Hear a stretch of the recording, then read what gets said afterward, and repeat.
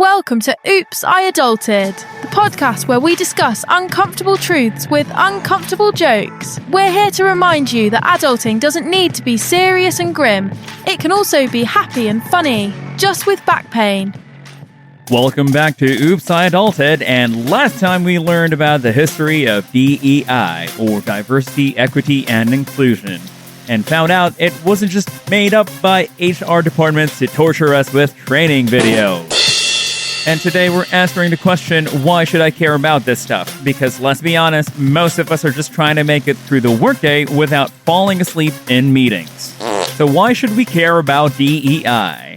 So buckle up, kids, because I'm about to make the most selfish case for DEI you have ever heard. So first, there's the most obvious argument. Treating people fairly is the right thing to do.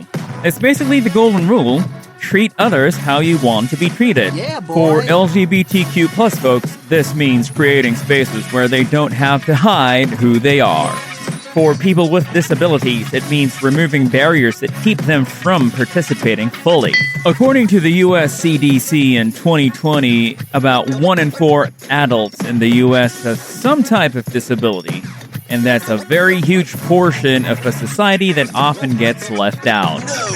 But hey, I did promise you selfishness, so let's talk about what's in it for you. Alright, first up is money. Who doesn't want more of that? Companies with diverse leadership make more money. In 2018, McKinsey & Company found that companies with more gender diversity were 25% more likely to have above-average profits. And around the same year, companies that include people with disabilities see real benefits too. According to Accenture research, found that the businesses that actively hire people with disabilities had 28% higher revenue and twice the net income of their peers. And according to Badgett and Team's 2013 research for LGBTQ plus inclusion, they found that companies with inclusive policies see lower turnover, saving about $9 billion annually across the U.S. economy, and that's a billion with a B. But I'm not a CEO, you say. How does this affect my paycheck? Well, diverse organizations solve problems better and make more money, which means better job security and potentially bigger bonuses for everyone. Of course, research shows that diverse teams come up with more creative solutions, according to Phillips in 2014. So let's just think about it. If everyone in the room had exactly the same experiences, you'll miss things that seem obvious to others. For example, a team that includes disabled people will design products that work better for everyone. Think of it this way. Curb cuts, or those little ramps at sidewalk corners, were created for wheelchair users. Now they also help parents with strollers, travelers with rolling luggage, and delivery workers. No way! Oh yeah, next selfish reason, career advancement. In today's world, knowing how to work well with different kinds of people isn't just nice, it's a career advantage, and that's according to Bennett's research in 2004. And also, according to Nishi's 2013 research, inclusive workplaces have happier employees and less turnover. And you know what that means. You get to spend less time dealing with drama and more time actually getting your work done so you can go home early and relax. Hey, here's another angle. Talent. Companies with strong DEI reputations attract better candidates, according to Deloitte in 2018. This is especially true for younger workers who care a lot about inclusive workplaces. If you want to work with the best people, which makes your job easier, then you should care about DEI. DEI isn't just about workplaces. It helps the whole economy. And research suggests that reducing barriers for everyone could massively increase economic growth. According to Wetzel in 2015, closing gender gaps in work could add an estimated $12 trillion to global GDP by 2025. Same is true for disability inclusion, according to Accenture in 2018, that the GDP could increase by up to $25 billion if just 1% more people with disabilities joined the workforce.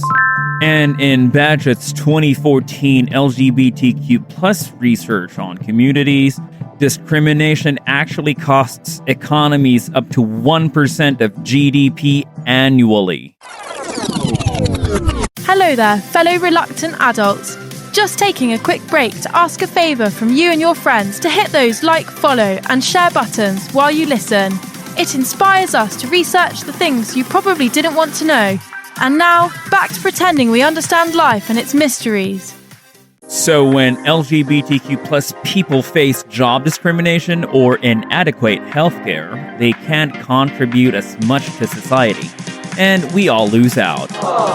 Putnam's research in 2007 places DEI efforts that also help build stronger communities by reducing tension between groups and building understanding. This becomes more important as our society gets more diverse. We need everyone's talents to solve big problems like climate change, pandemics, and whether pineapple actually belongs on pizza. Inclusive systems also let people participate in democracy, making governments more responsive to everyone's needs according to Young's research in 2000. And we all want governments that actually listen to us, right?